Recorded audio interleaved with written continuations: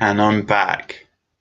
So this is take 8. So I'm hoping a couple of people will join me in a moment.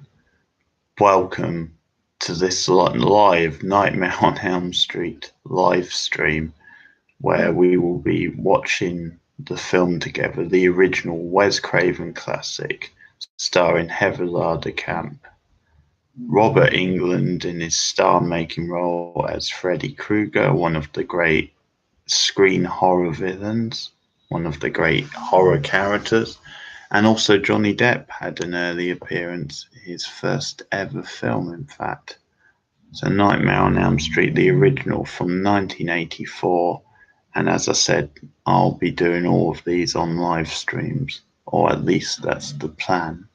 So welcome to this stream. Hello, Moo. We're back on. And I think it might be a good idea to start the film because otherwise something might mess up again. I was talking about the radio show on the other attempts. So coming up this week on the show, I will be reviewing the live action Dumbo. I'll be catching up with that this week. On a horror theme, I'll also be catching up with the recent remake of Pet Sematary, based on the Stephen King novel. I'll have a review of that this week on the show. Be discussing a little bit some horror shorts I saw last night at the Dukes. And also Hellboy, the new Hellboy, the reboot I'll be catching up with. Plus a Netflix film called The Silence, starring Sabrina herself, the lead actress from that Netflix show, and another cast member, Miranda Alter, also in that film. So those reviews plus a couple more probably this Thursday on my Beyond Radio show, Film in Focus. That's 8 p.m. Thursday, and you can catch up with it. There's a catch-up service now, so if you miss it. But if you go to the website, if you don't live in the area, you can catch up with it online. You can either listen live or, as I said, there's a catch-up. And I'm also talking sci-fi at the moment. So looked at 2001 and Silent Running this past week.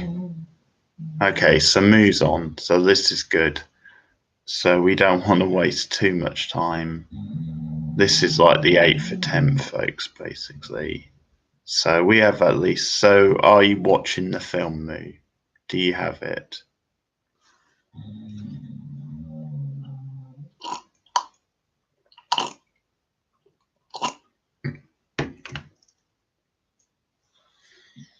Excellent. Okay, so I am paused on the first shot of the film, and it has New Line Cinema on the screen. So Media Home Entertainment, Smart Egg Pictures presents. Can you pause on that screen? And we can go from there.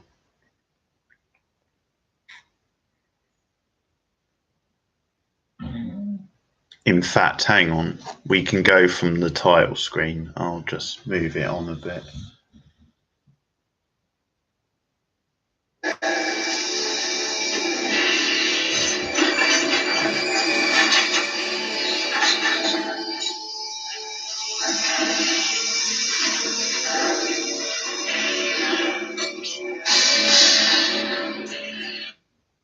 Okay, now I thought the title credits might come up. So we've got a Robert Shea production. He was the head of New Line, of course. Related to Lynn Shea, I think. I'll just turn it down. And it looks like Freddy's doing some work, some hard labour. He's got those classic knives showing. A Wes Craven film.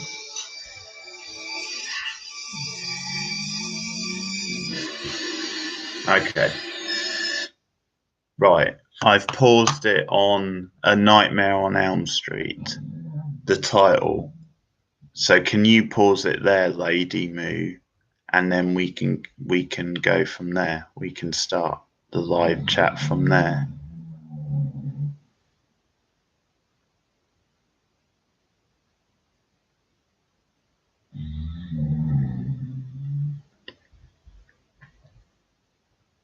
Okay, great. So I did a lot of background before, so I won't go into all that. We can talk more about it as we go through, but just to say, this will become a regular thing with these movies on the live stream. So the plan is for the next live stream to do the second one, which might even be this week. Who knows? It depends how much time I've got during the week. But we will aim to make it maybe this week as well. But it's good. At least one person's here to chat. We had a couple more earlier. You lined up? You ready? Great. Okay. So I'll do a countdown. 1, 2, 3, and then go.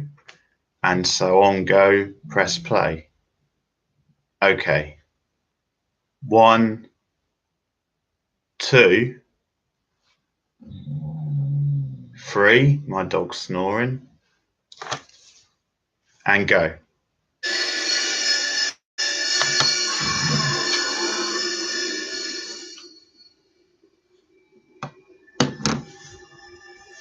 So I've turned the volume down because I don't want any copyright issues. I can see what's going on.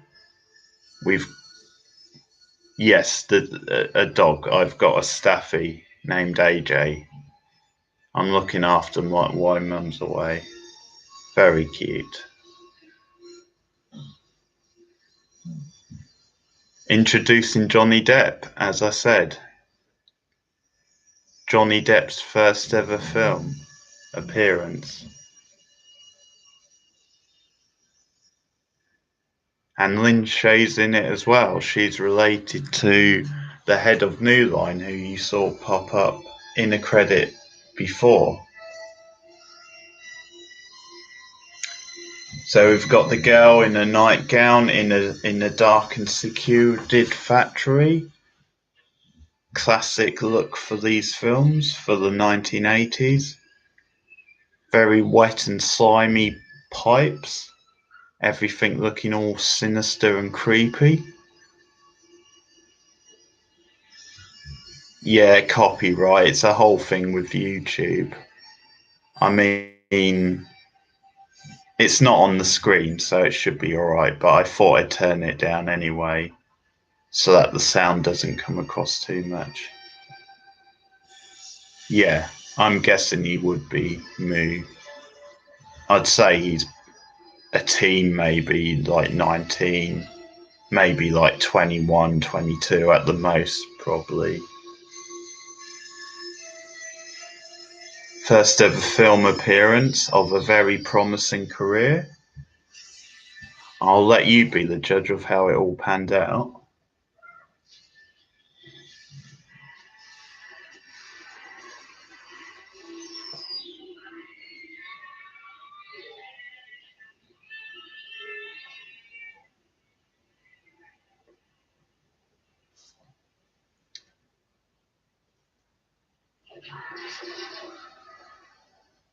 And there's the first big jump. Tina wakes up in fear.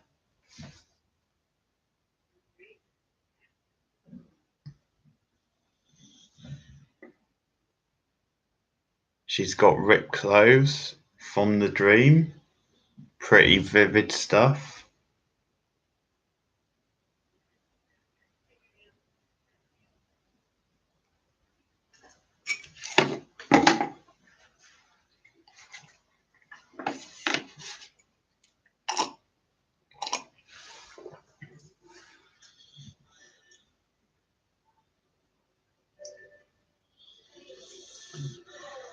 So we've got the classic Freddy theme, which I know has been reused throughout the films, and also you've had imitations almost on TV and other films of this sort of thing. So again, the idea of taking something very childlike and making it sinister.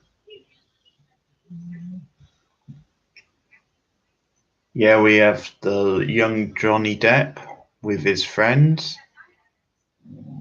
Heather Lagerkamp, the lead girl, the final girl, one of the original final girls. You sort of had Laurie out of the original Halloween, and you had her. Really, they were the two big early ones.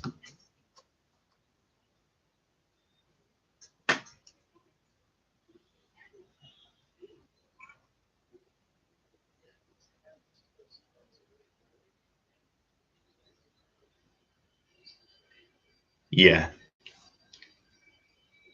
I've got a fondness for 80s set films. High school back then, all the way it appears in this film. Whether it's accurate or not, I'm not too sure, but I just love the style of it, and just, yeah, I engage more with the characters from this period, I think, in terms of high school kids. Just something so innocent and charming, really.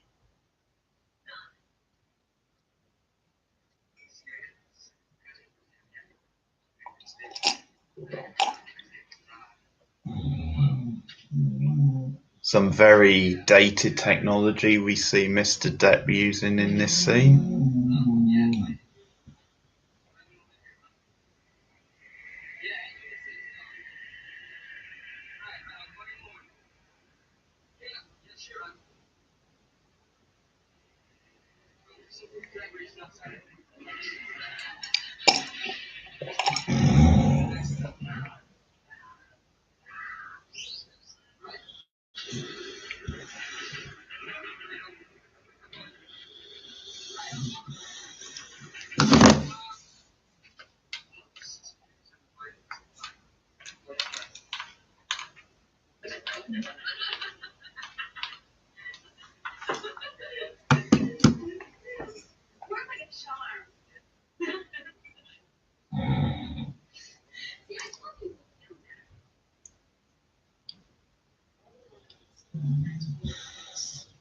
Yeah, I don't think his character's the sharpest knife in the drawer, as they say.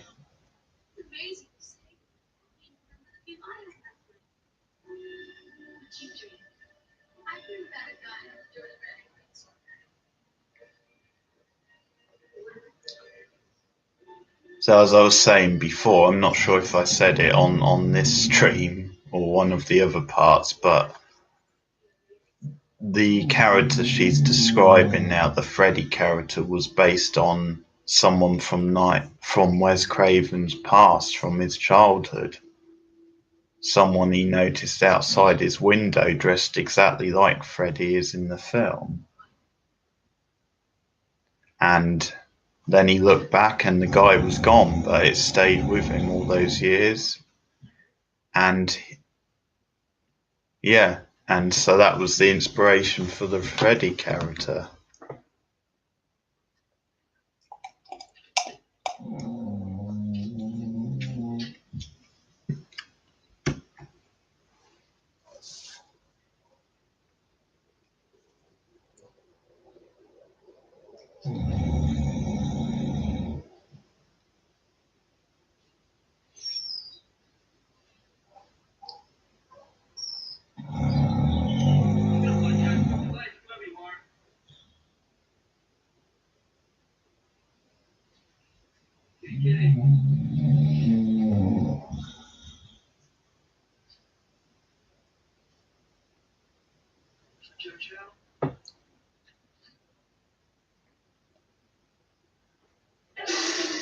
Oh, there you go. And it's the jerky punk stereotype. There's one in every 1980s crowd.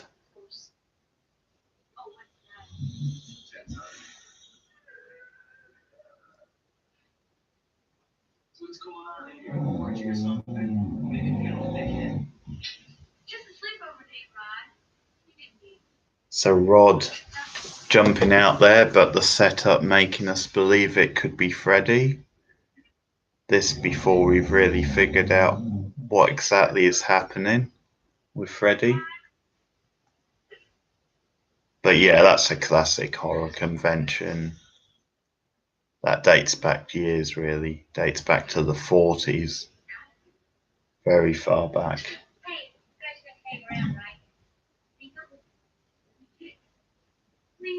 And early slasher films like this and Halloween setting all these things in motion.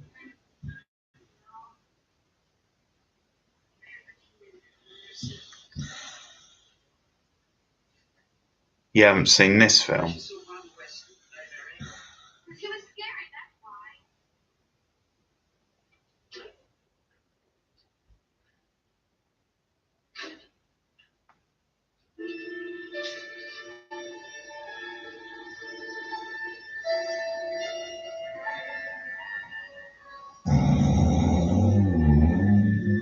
Oh, it's not a film. Convention isn't a film. I was just saying it's a convention of these films of horror, that sort of setup, and then it turns out to be you're made to think it's going to be like the horror, the villain attacking someone. Yeah, yeah.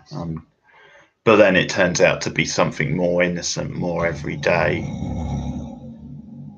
or at least it is possible. Then the villain was in the background, but then something happens and it turns out to be something else. So yeah, that dates back a long way, much before this time even.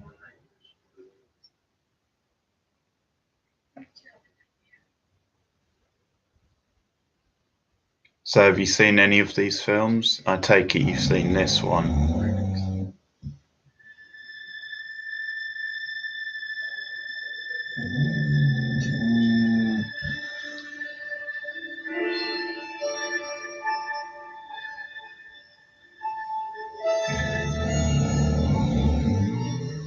Okay. Oh, very good. Three's a really good film as well. Really strong sequel. Yeah, it's close. It's close between three and this one for my favourite. New Nightmare's very good as well. Quite different. Interesting they keep focusing on the cross on the wall. Not quite sure what that's about, but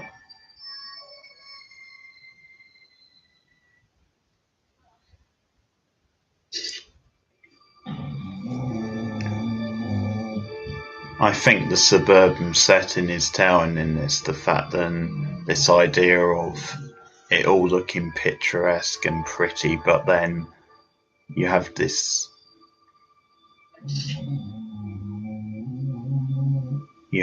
twist, this horror lurking beneath the surface. Yeah, I think apart from the remake, I think he was in all the original films. Pretty sure it was Freddie England all the way through. Robert England, sorry, Freddie, getting muddled up with the character. Yeah, he's fantastic. You can't imagine anyone else playing the role.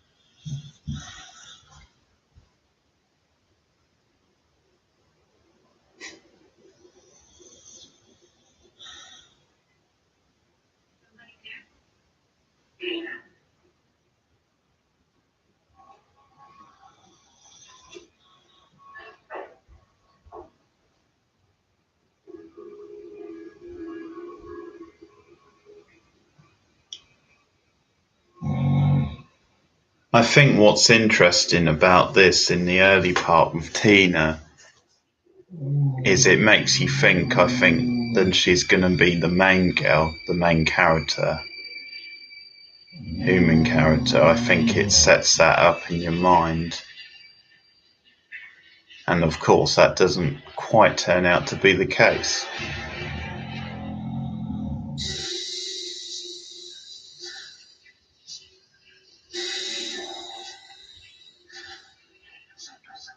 Here we go.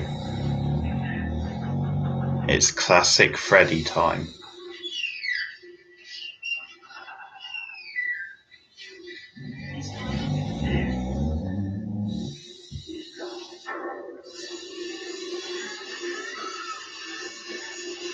Ah, this is God. I like that line, considering all the symbols of the cross and what have you.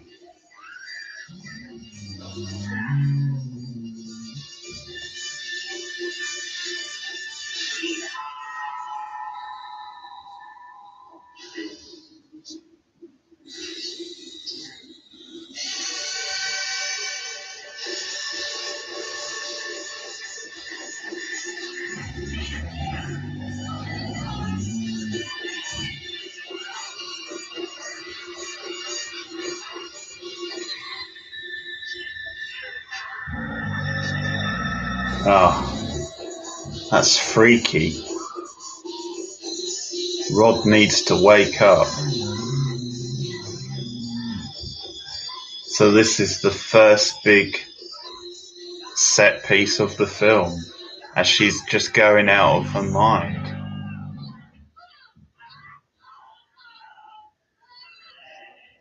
One of my favourite scenes in any horror movie.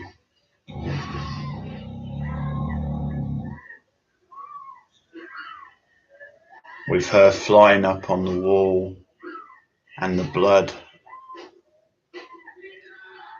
Very true, mate. I've never seen this at the cinema. If it ever comes up near me, I'm gonna go for sure.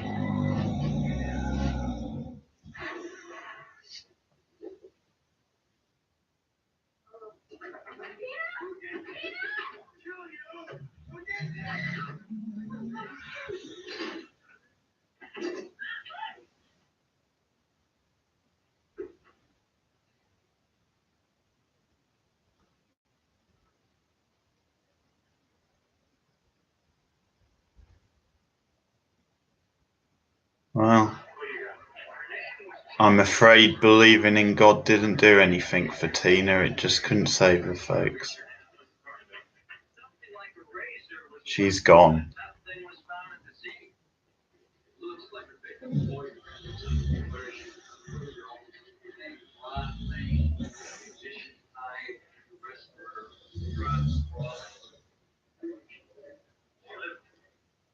Okay, couple of interesting casting here. So we have John Aston, who appears in lots of 80s horror movies, very well known face from that period. See him in a few 90s films, playing Nancy's dad in this. He also returns later for the third film. That's the interesting thing, is the third film is pretty much a sequel to this one. It actually links up quite well, whereas the second film feels more like a standalone episode, or film, sorry. But also the police officer who you saw with Nancy's dad walk in, he would go on and he would be in Scream, the Wes Craven film from the 90s. He's also in that film as a police officer. Doesn't look that different, I have to say, even though it's, over 10 years later.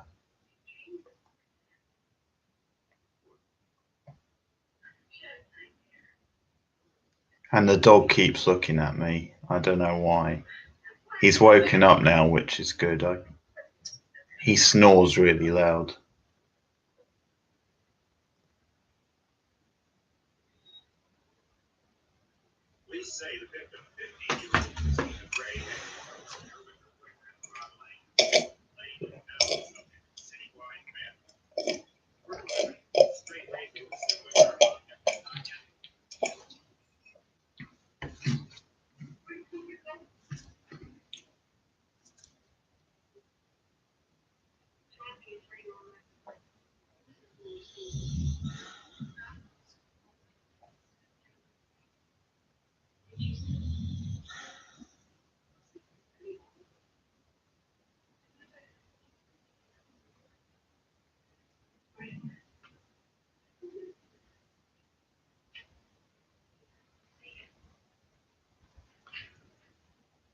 Nancy, the classic final girl, classic 80s kid, really, teen.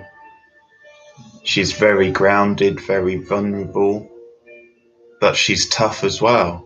You know, there's a toughness and resilience to her.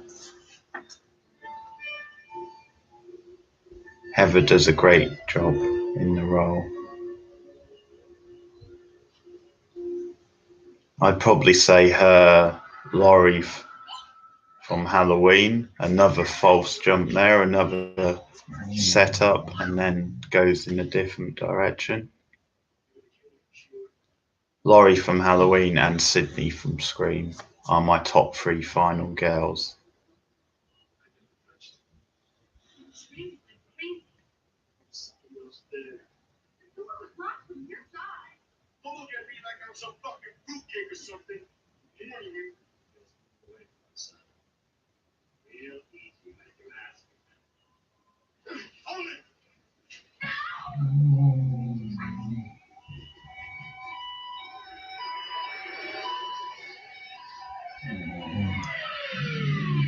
This Rod character, bit of a stereotype. I don't know what he's doing without a shirt on in the middle of the day. I mean, maybe it's really hot there, but Nancy has a jumper on.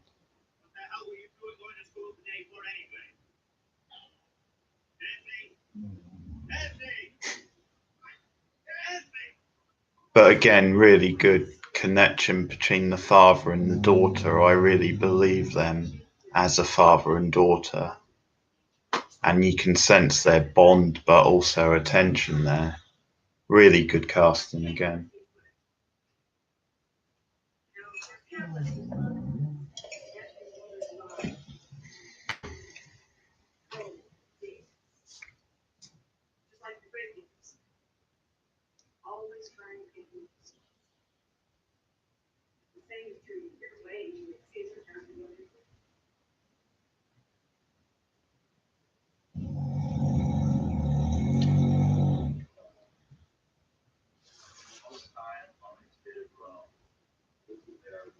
And that is some shirt, folks, I have to say.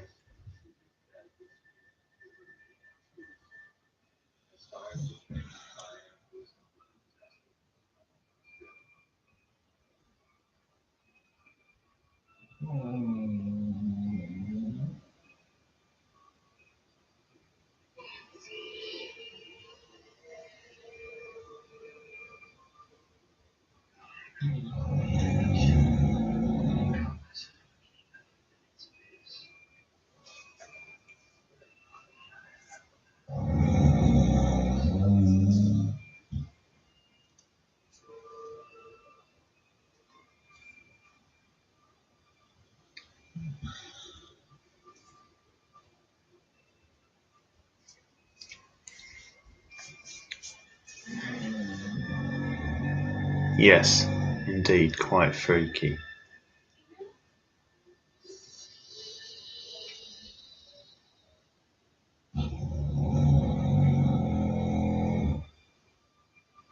See Tina's corpse being dragged along the hallway, or what appears to be Tina's corpse. It was talking to Nancy a minute ago.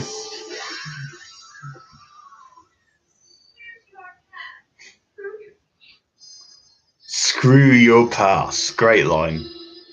You tell her, Nancy.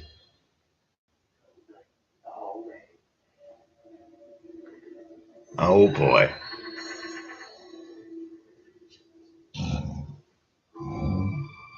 Turns out to be Freddy. But great line anyway. Some great dialogue. In these films, even the bad films have some quite entertaining dialogue.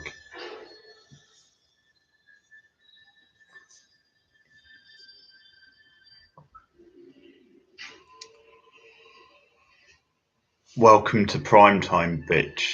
My personal favourite line from number 3.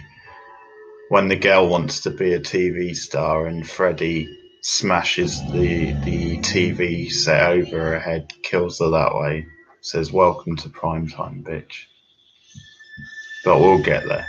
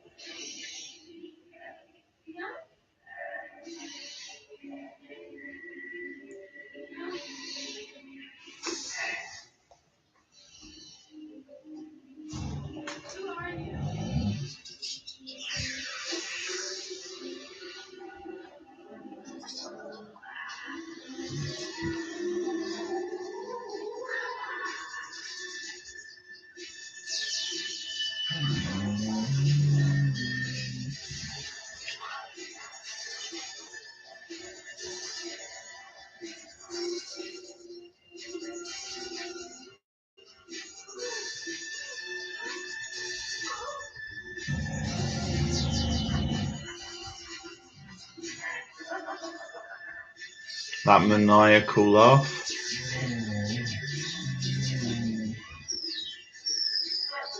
Some pretty interesting music playing in the background.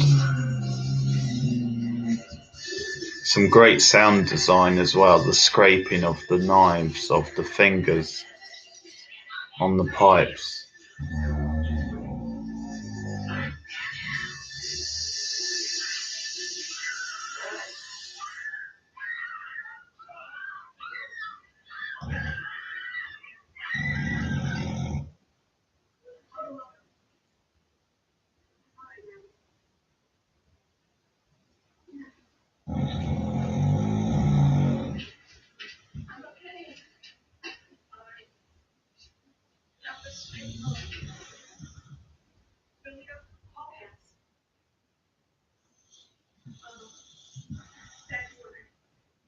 Nancy freaking out there, and I can't blame her. I would be freaking out as well.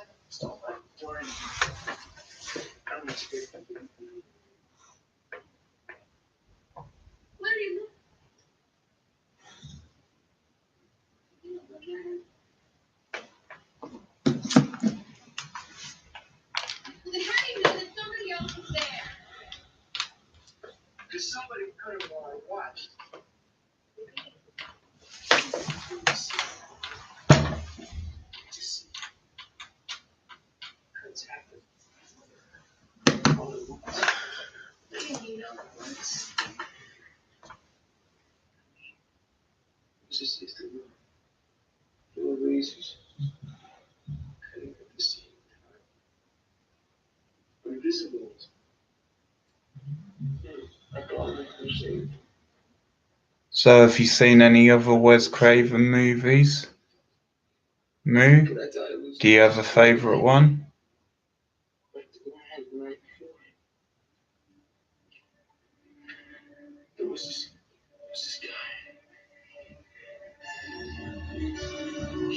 Yeah.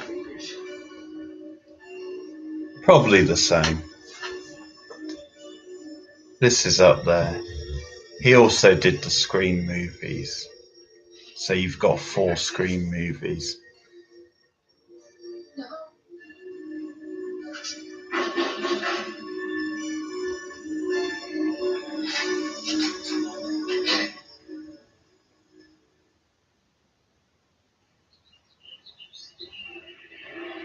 Yeah, the first 2 Scream movies are the best, definitely.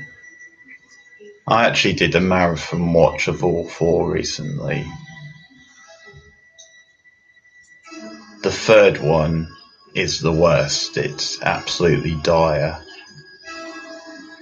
It's a different screenwriter. The fourth one on the second watch actually wasn't too bad. I enjoyed it more than I enjoyed it on the first watch. Yeah. Okay.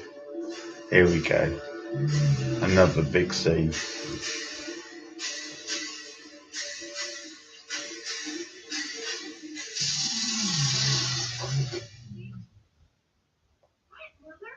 fall asleep in there. You could drown, you know. Oh, for Pete's sakes. It happens all the time. I heated up some warm milk for you.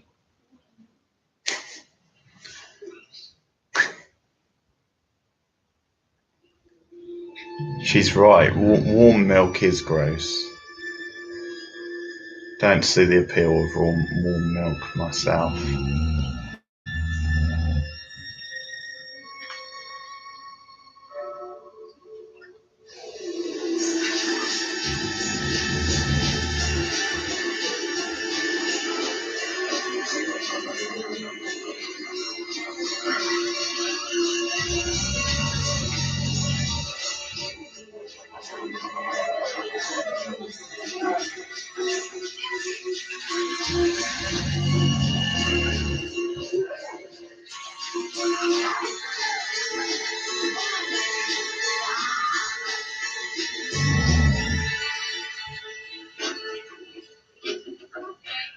Are you okay? I'm okay. But I heard you screaming. You were calling me. I just was getting out of the truck. I told you. Hundreds of people here get killed. Nancy sucked under, at least in the dream world. I'll turn down your bed, okay? But that's when she's at his prey, when she falls asleep. But I don't think she's figured that out yet.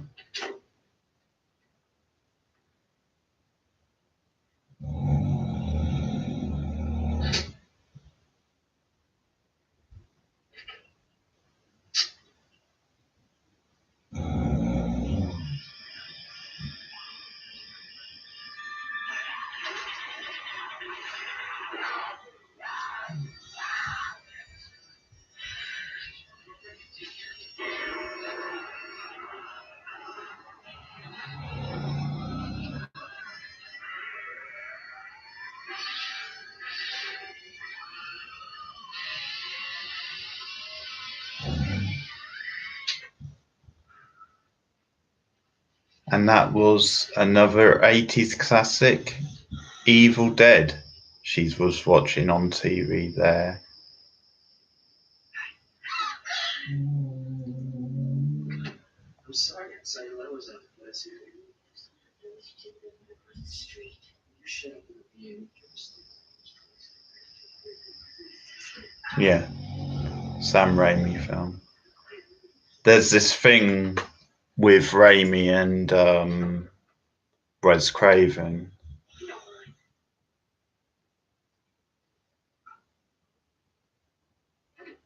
Oh yeah, someone else, yeah. Who knows? Maybe they'll say hi in a minute. Yeah, I guess I did. Yeah, Wes Craven and Sam Raimi, they kept referencing each other's films in their own films. So, for example, in Evil Dead, there's a poster of The Hills Have Eyes, which is an earlier Wes Craven movie. So they kept referencing each other's movies in their own films, which is quite fun. Oh, you've seen that one? Yeah, the original Hills Have Eyes from the 70s. That was one of Craven's early films. Yeah, his first film was Last House on the Left, which isn't as good. It's worth seeing though, but strange, odd film. But yeah, Hills Have Eyes is good. I like that one. I think that's one of his best.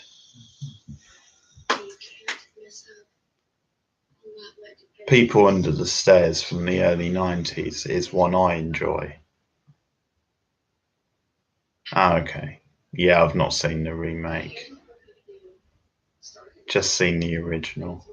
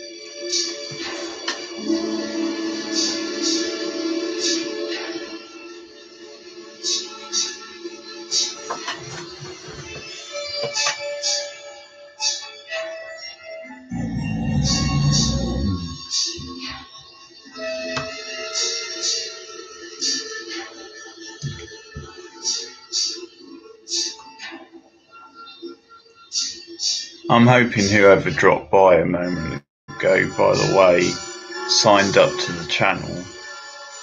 If they're a new person, that is.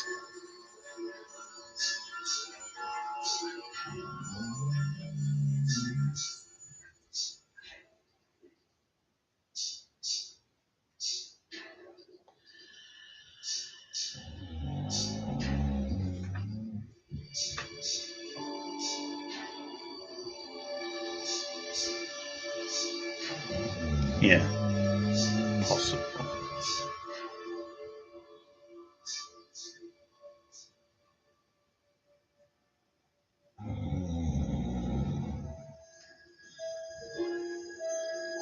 That's one of the good things about doing the live streams is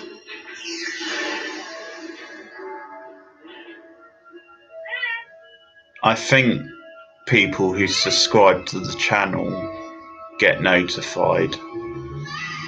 You get, yeah, when you're online, if you're online, you get a notification. Not people who haven't subscribed.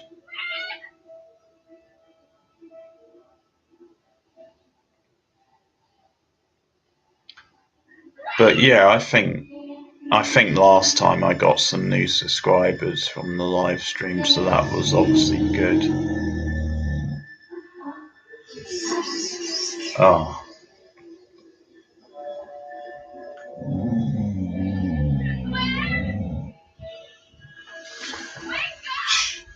Shut up.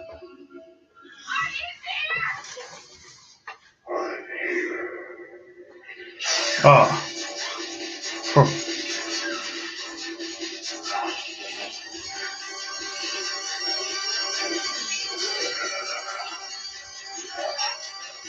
Got a live jump on camera.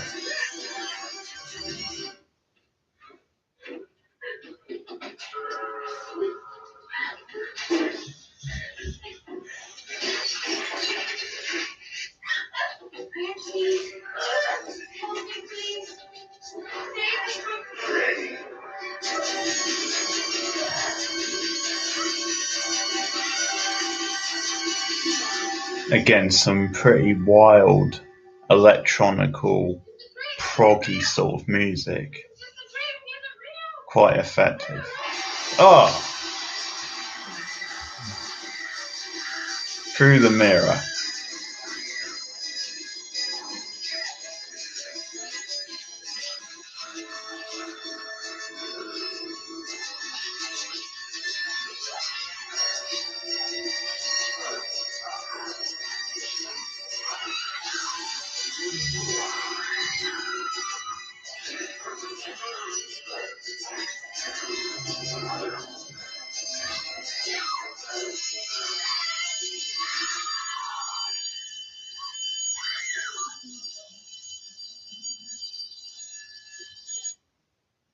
and the alarm breaks the cycle. Very old-fashioned alarm. You bastard. What do I do? I just asked you to do one thing. Just stay awake and watch me. Just wake me up if it looked like I was having a bad dream. And what did you do? You shit me. I fell asleep. Glenn screwed up, folks. He fell asleep. She asked him to do one thing, and he fucked it all up. Are you okay? Nancy's pissed, and I don't blame her. That's all. I'm going right back to sleep. Okay. Call me if you need anything, okay?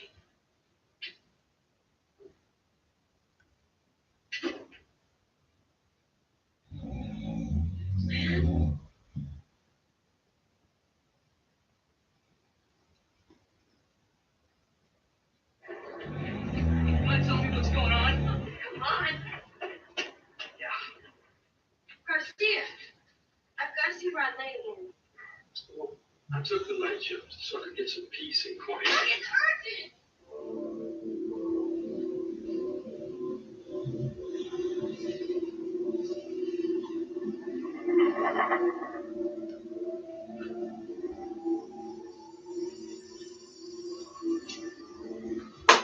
We have reason to believe that there might be something very strange going on here. There's no argument with that.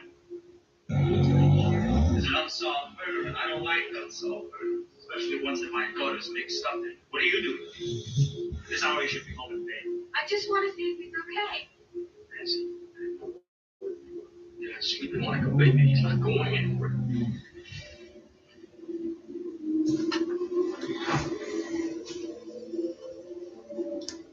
Just go down.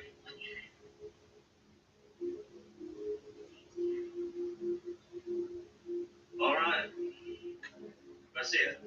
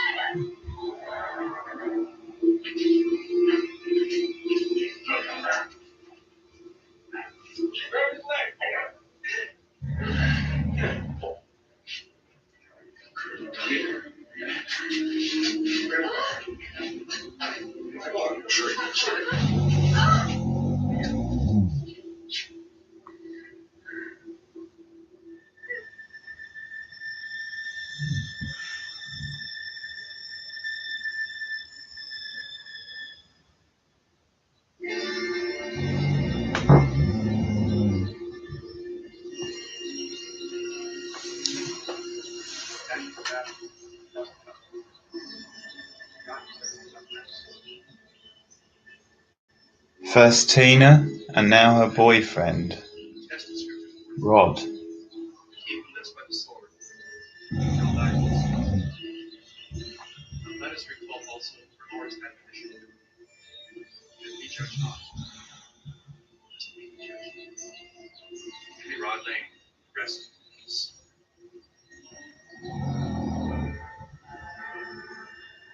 It's time to go.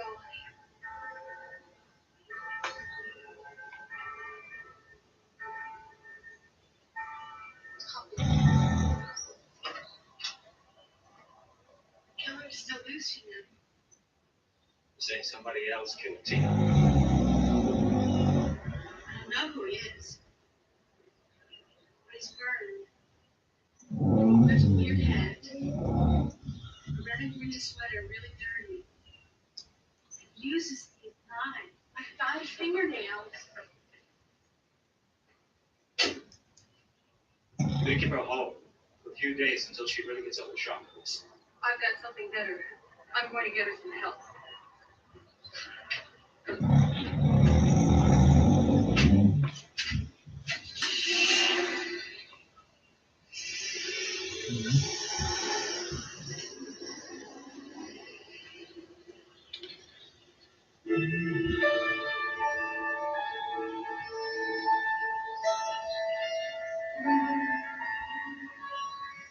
why you couldn't just give me a dream. Everyone's got to dream. Don't dream. Okay, say. Please, Nancy. Trust us. It's not you I don't trust. It's just.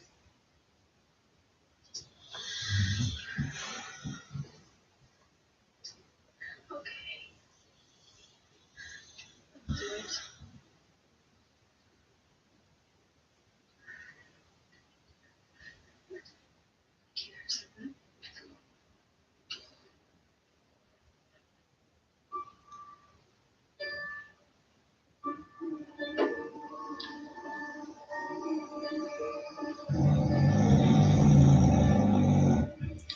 So they still don't believe Nancy. So now they're having psychiatric tests conducted. She thinks her dreams are real. It's typical of adults in horror films. I guess, yeah, it was just a whole girl. So going through 2 days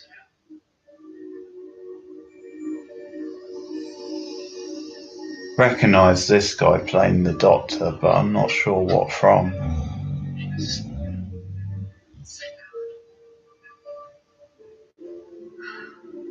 What the hell are dreams? Mysteries. Incredible body of explorers. The truth is, you still don't know what they are, where they come from. Yeah. Probably human nature in a way, not to believe. No matter how many signs there are. Probably as adults you like to try and rationalise things.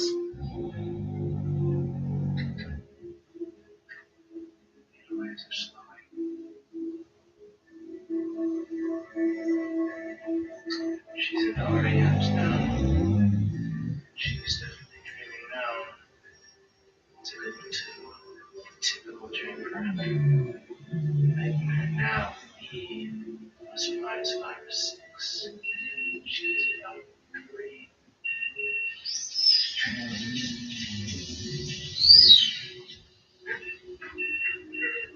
Doctor, what's she doing now? Is she asleep or what? What's she doing? Is she dreaming?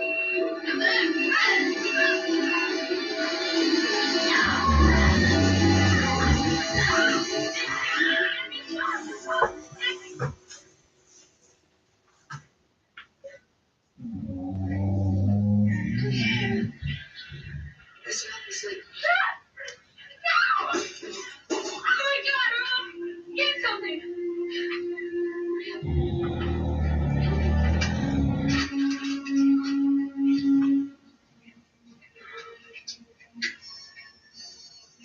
I got something out from my. Where did you get that? I grabbed it on his hand. That's an interesting development. She's pulled something out from the dream. And surely the parents have to believe her now.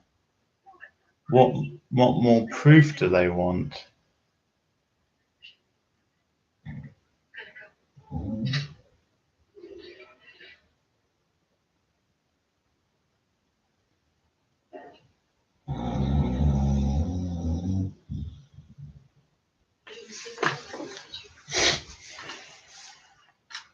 The doctor says we have to sleep. You're going crazier? I don't think you're crazy.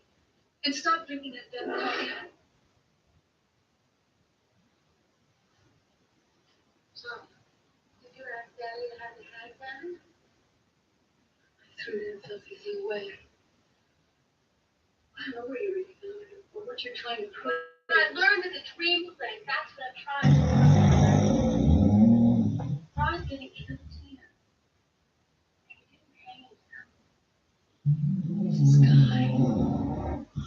He's the actress in our dreams. It's just not reality. It's real, Mama. Yeah. Give me that damn thing. It even has his name written in it.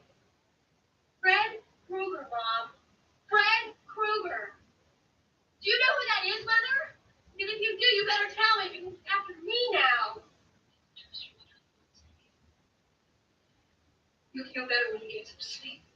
Feel better? You call it feeling better?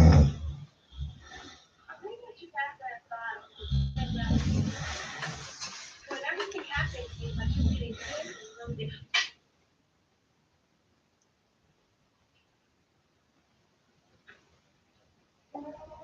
Fred Krueger can't come after you. Yeah. Okay. I know. You do it back this time.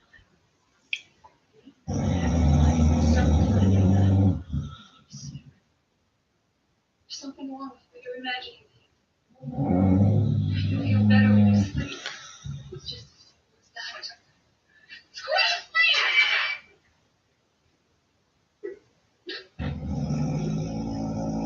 Nancy, it's just a nightmare. That's enough.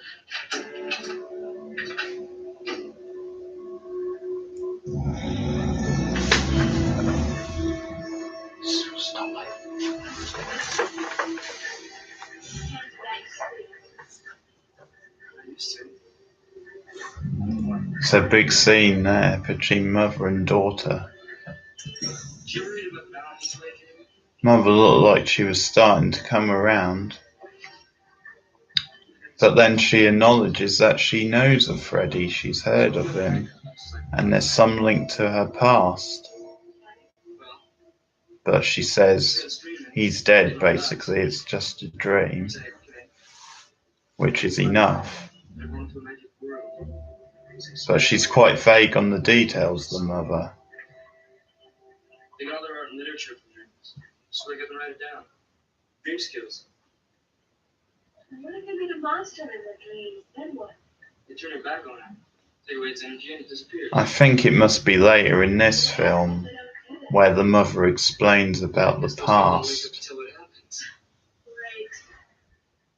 I forget actually whether it's this film or whether we find out in another film. What are you reading that for? I live in survival. The ending of this film is quite strange. One of the scenes I'm not too sure about.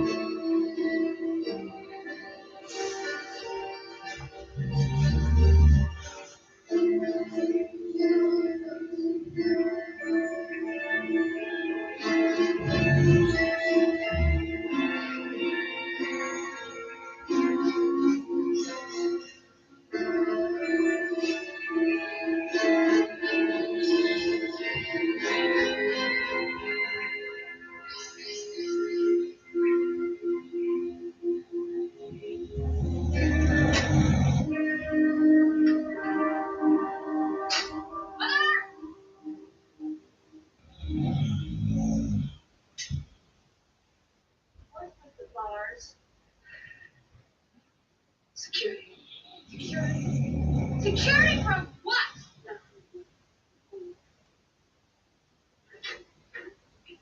Come down with the sun.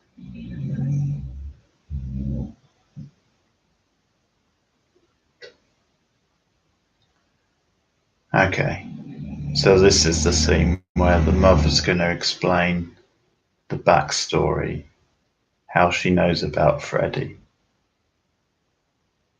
I want to know who Fred Krueger was. He was a filthy child who killed at least 20 kids in the neighborhood. They drove us crazy and then they didn't know who it was. It was the only person I could call.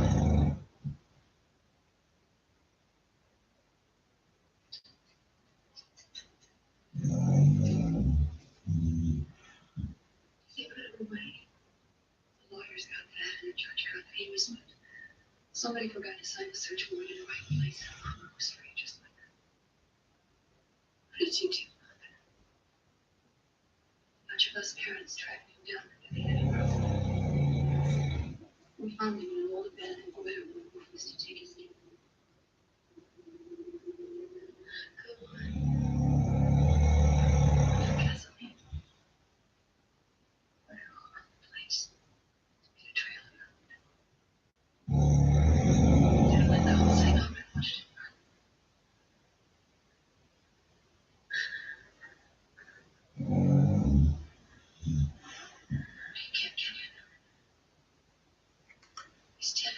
Quite an interesting twist there, with the mother and her background, her link to Freddie.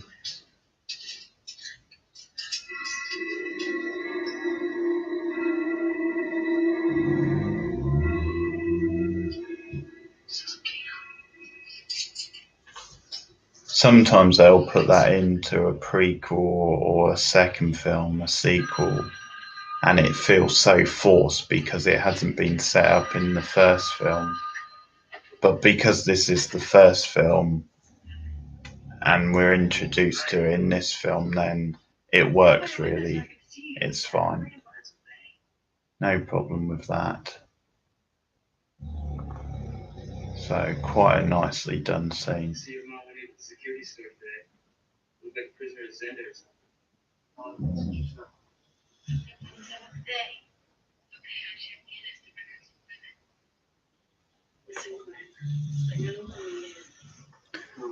And I think something about rich suburban parents going for the bars on the window. Why would anybody want to come in?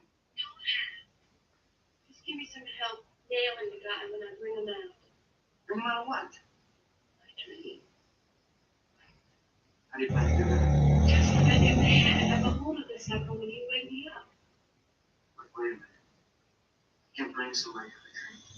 If I can, then you can overlap. And it's just a case of me being nuts. Well, I can save you the trouble. He's a freak kid. And you won't mind cool cocking this guy when I bring him out. What? I grab the guy in my dream. You see he's struggling, so you wake me up. You both come out, you whack the fucker, and you got him. Are you crazy? Then with what? You're a baseball player. Is he? Well, Meanwhile, whatever you do.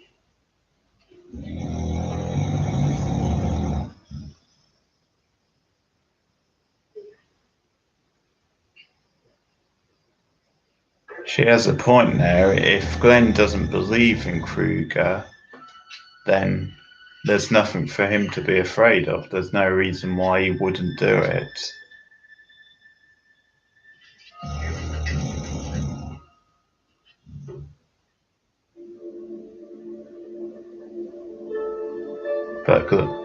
But Glenn has one more chance.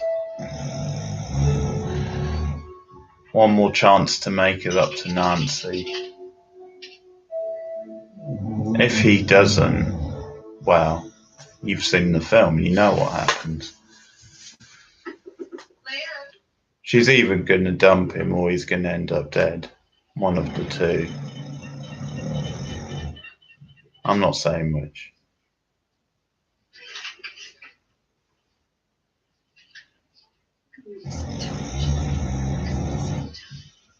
I was listening to the two. Just watching. Miss New. She's gonna say. She's He's such a smart guy. I want you to go. It's almost midnight. I have to say, Glenn's mother looks quite old. pretty soon. Get to bed. I guess she could be 50. She might have had him late. Or she could be later 40s. Just would have thought she would have been a bit younger considering he's only about 18. Something like that. Seems a bit off.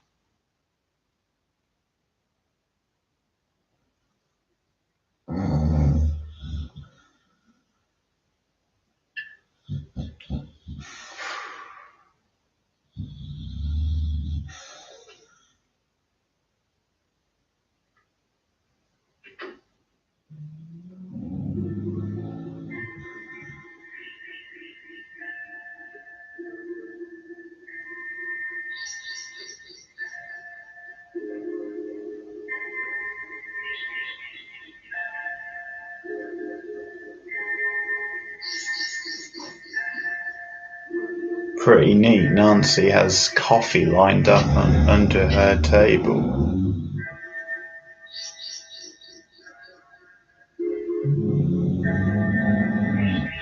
Pretty smart thinking.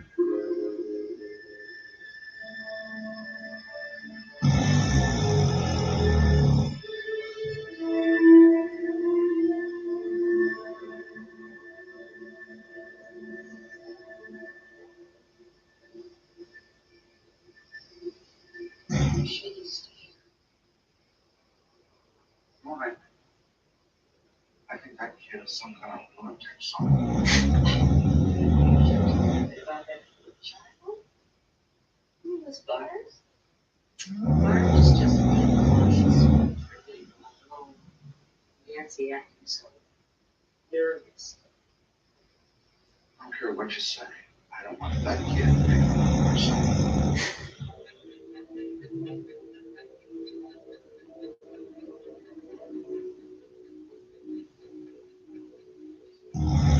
Yeah, like it's Glenn who's the catch. Like he's not lucky to be seeing a girl like Nancy.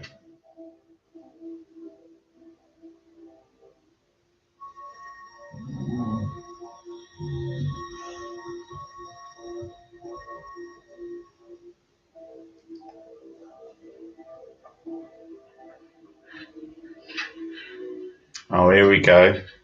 One of my favourite scenes coming up, I believe.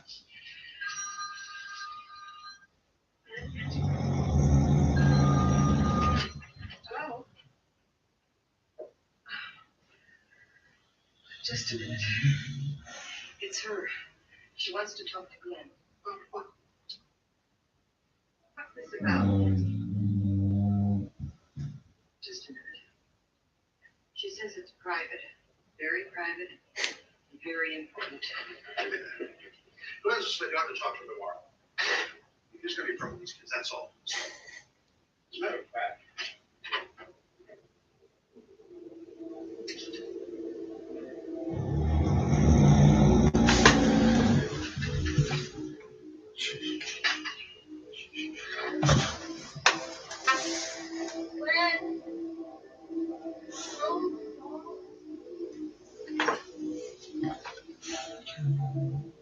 No.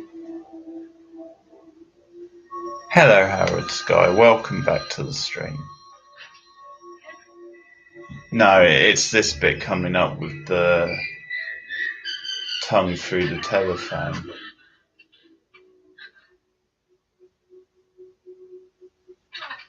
I did indeed.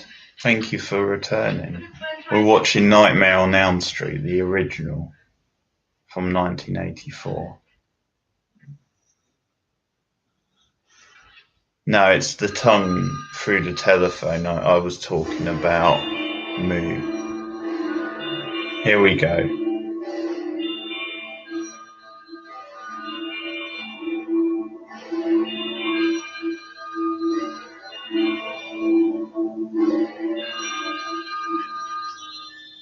Okay. I've not seen the remake, actually. I've seen most of the originals. Here we go, the tongue.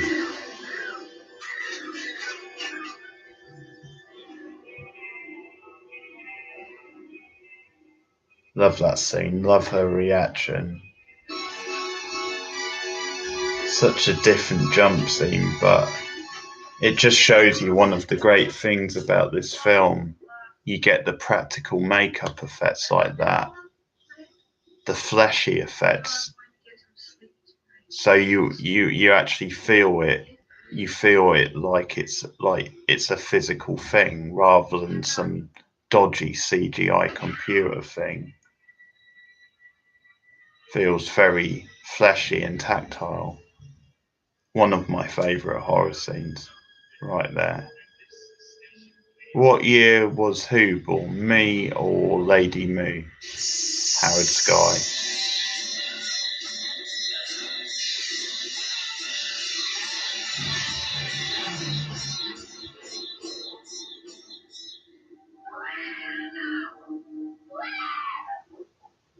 Yeah.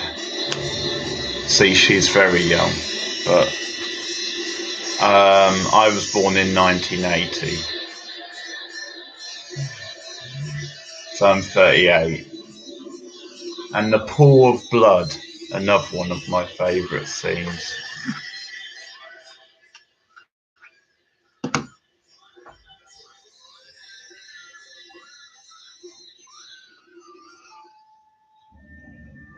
Just a beautiful, disturbing visual, but again, very, very vivid, very colourful, a great original set piece.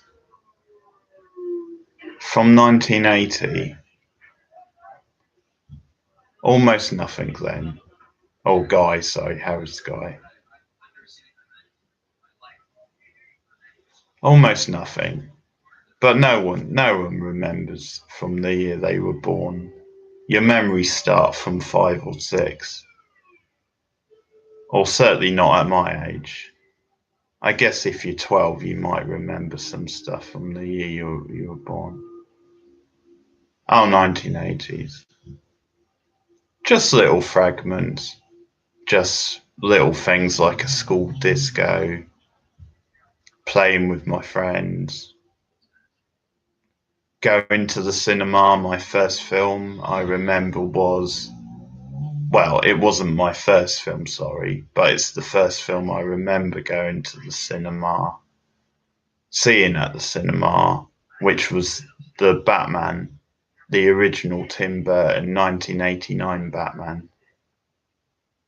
That was the first film I saw that I remember seeing at the cinema. I would have seen films before then at the cinema, but that's my first one I remember. And I had the sticker album as well.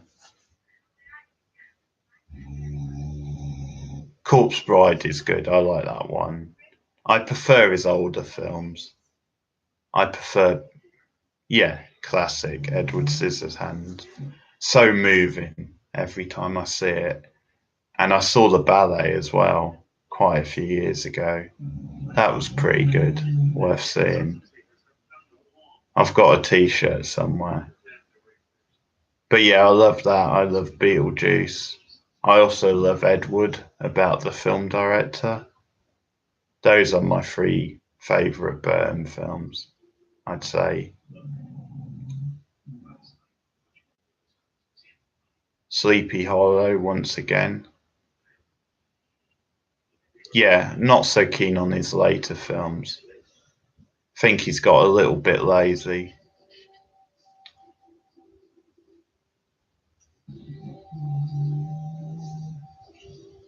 But I was promoting earlier my radio show. This week on my radio show, I'll be reviewing his new live-action Dumbo. If you want to tune in, that's this Thursday at 8 o'clock on Beyond Radio. You can listen online, live, or you can catch up later on if you can't listen live. But I'm going to be seeing Dumbo this week. Yeah, I've not seen it yet. I need to catch up with it.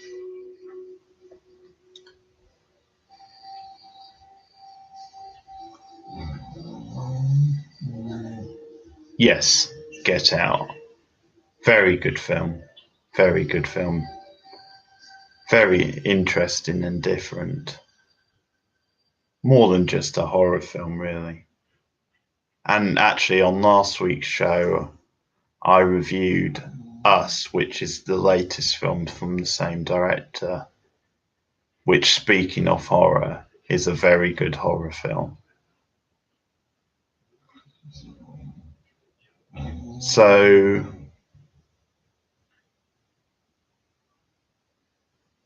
yes, I've seen Us.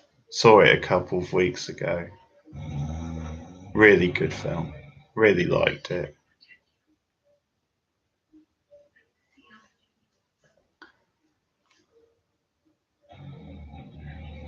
So, back to the film, Nancy's gone all home alone, setting traps for Kruger,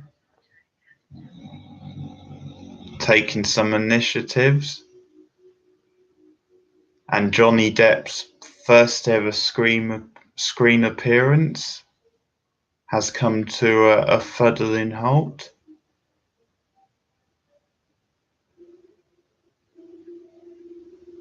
Freddie not only dragged him into the pit of hell, but Freddie also got his TV, which was a nice little bonus.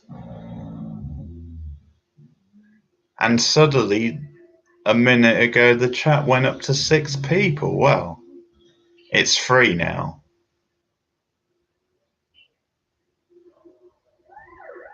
So who knows, I might get some new subscribers after tonight.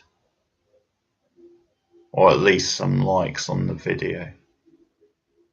I will put this video up afterwards. So Harrods guy, you can catch up with the whole thing if you want. 1 like, there you go. That's what I like to see. 2, they're obviously responding to what I'm saying. That's probably you two, to be fair.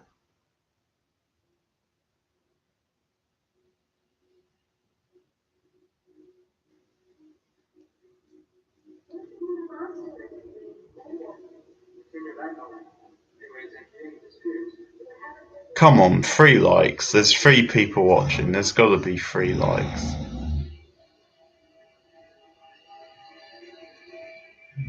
Oh, I thought you'd already subbed.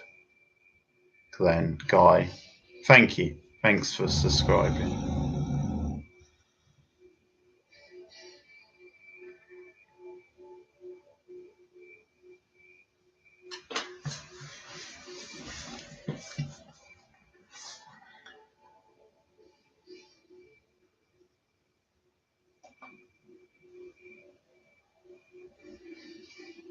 So I was saying to Lady Moo earlier, Guy, Howard's Guy, I'll make this a regular thing where I'll be doing all the Nightmare on Elm Street films on this live stream.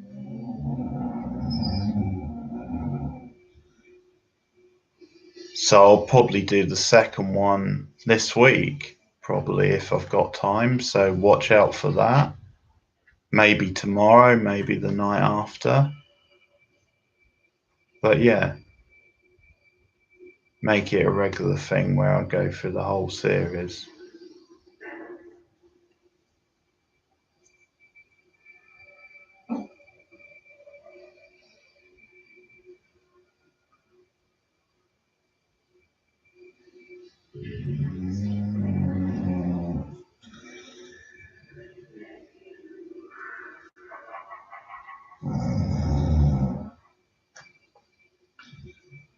Do you mean Scream after I've done all of these, or do you mean Scream as in the next one?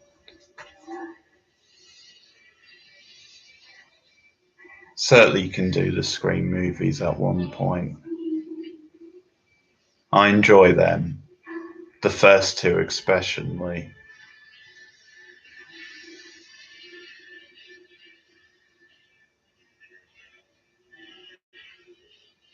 Again, we're seeing an example of low-budget classic DIY horror with this set, with the factory set. Very basic. I'll have a think about that. Maybe Scream next, although it's nice to do it on a theme. So I might do all of these and then Scream. We'll see. But yeah, really good design on this film, really good use of sets, and as I said, special effect makeup, very practical, very effective.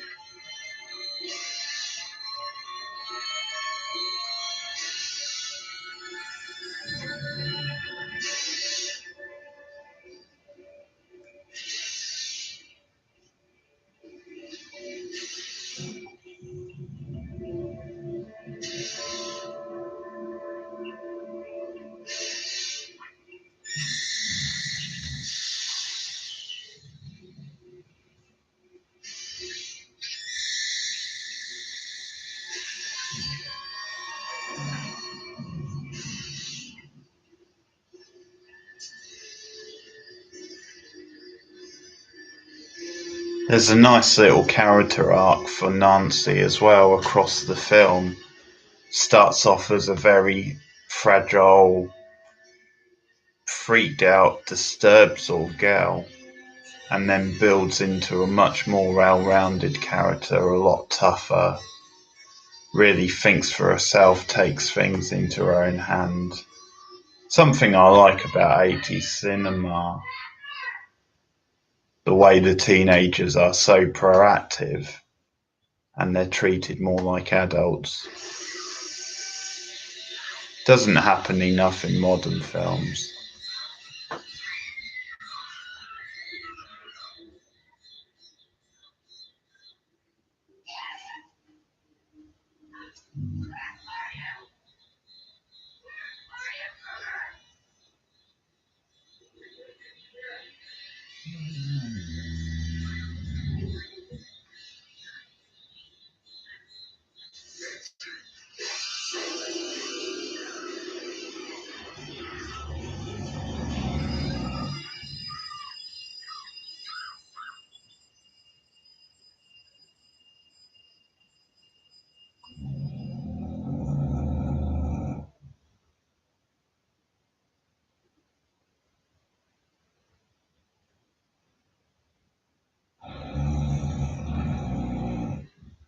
Thought we had a big fight on there, but she's woken up. Oh! Whoa.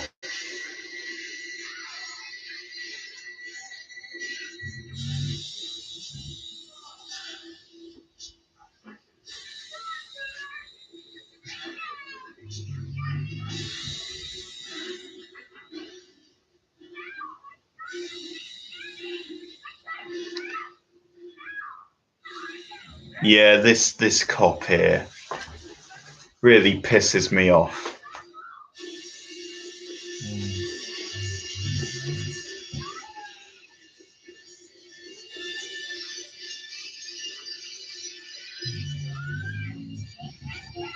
The dad as well, I think. She's screaming for help. She's trapped in the house. Oh, there we go, one of the traps with the sledgehammer.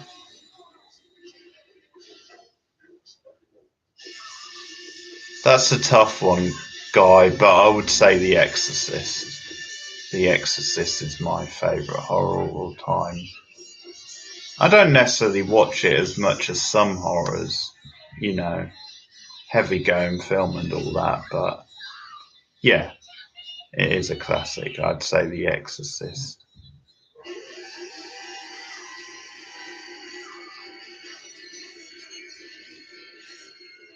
But I like how physical the scenes are here between Nancy and Freddie.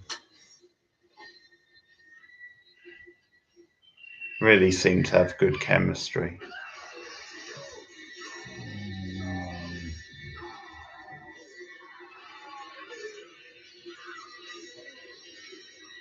Yeah, around 4, yeah.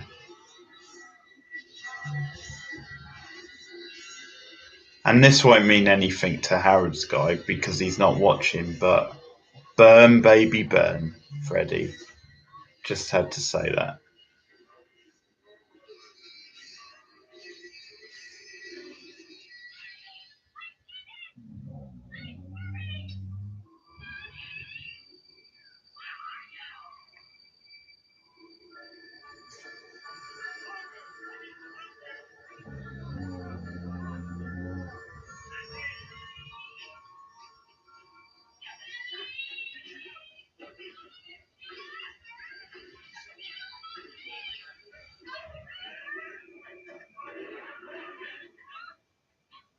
Finally, the dad getting himself into gear.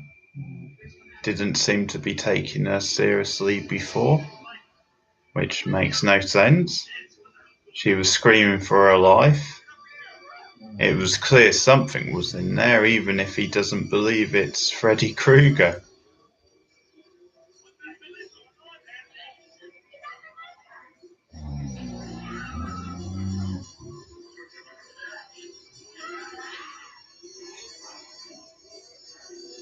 Oh boy.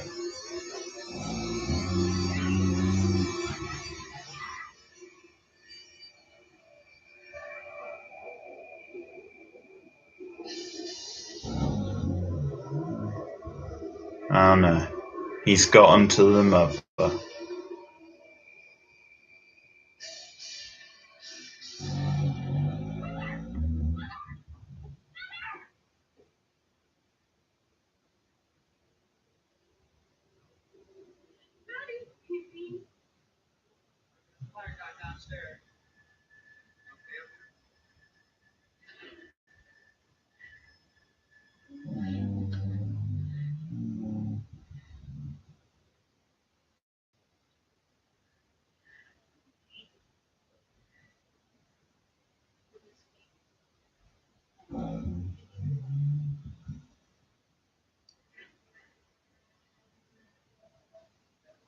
I think it's interesting that the mother is the one sacrificed.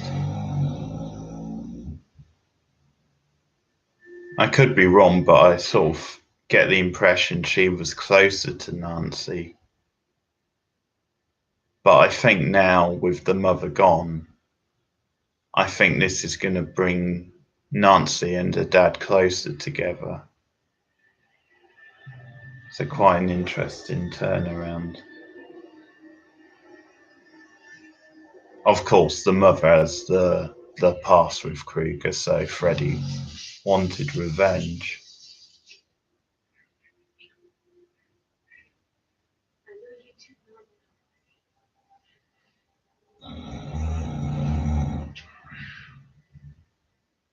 It's too late. I know the secret. This is just a dream. You're not alive. The whole thing is just a dream. I want my mother. I did have you a bit of energy I need. You're nothing. Shit.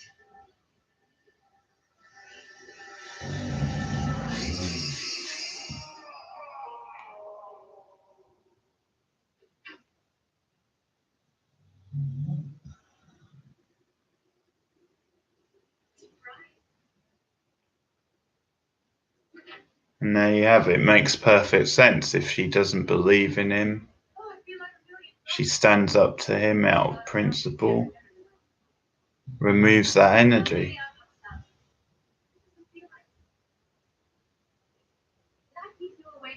It's how you deal with the boogeyman. Now, this is the ending. This is a strange ending. I can see what it's doing, but the trouble is, I'm not sure if it's meant to be a dream or if it's meant to be just an ending to throw the audience off. There where you see the stripy hood coming up. But if you go by the movies later on, this isn't a dream, this is really happening.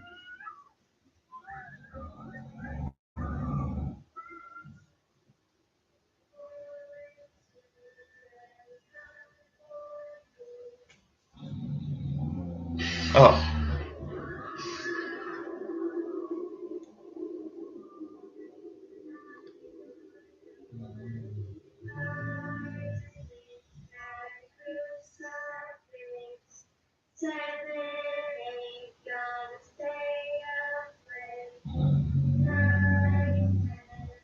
There you have it. Pretty chilling stuff.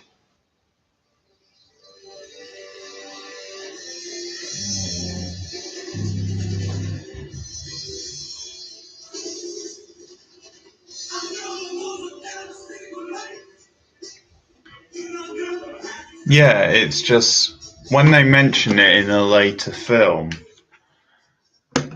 they explain it, and the mother is dead when they come back to it in 3. So I think we're meant to assume that Freddy did get her. But yeah, it's just a bit unclear the way they end it. But I do like the ending. It's a good punch in the gut when you think they've. I mean, I'm not quite sure how Nancy and her friend survive.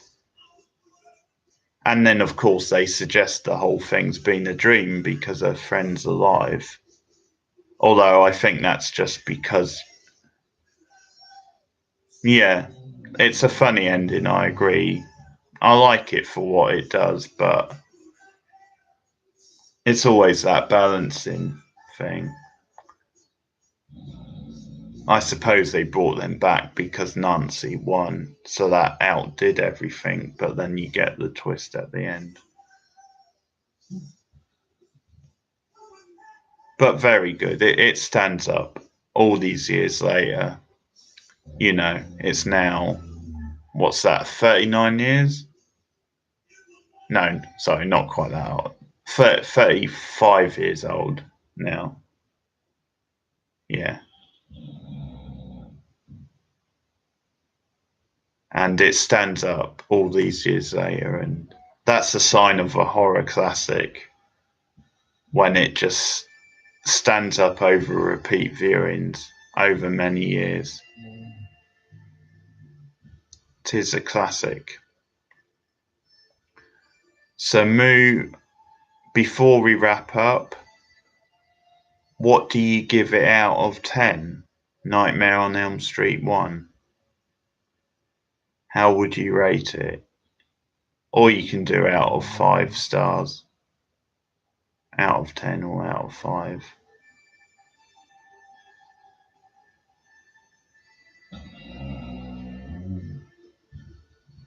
Yeah, there you go. That works for me.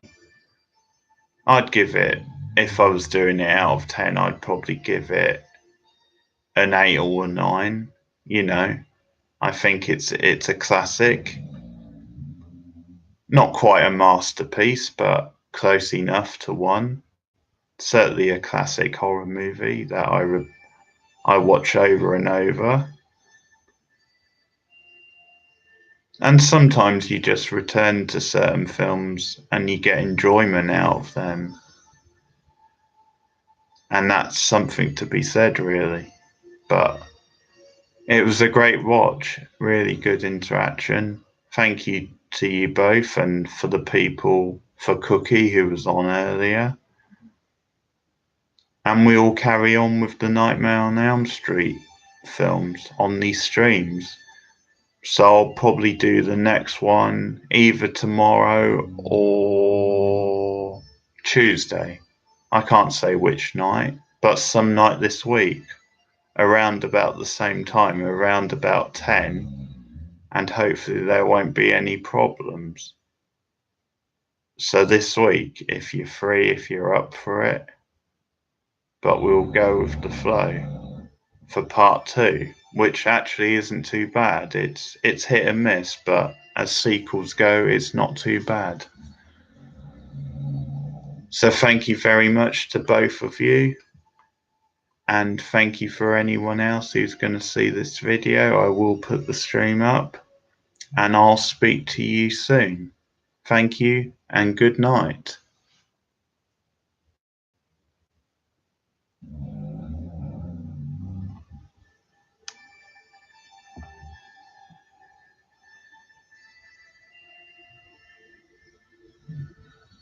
And you.